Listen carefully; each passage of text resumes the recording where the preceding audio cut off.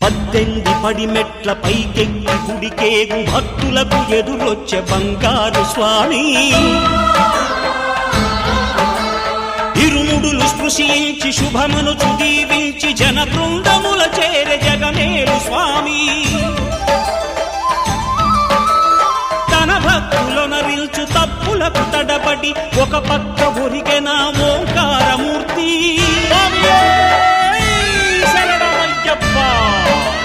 స్వాములందరూ తనకు సాయము కాగా ధీమంతుడై లేచే ఆ కన్య స్వామి.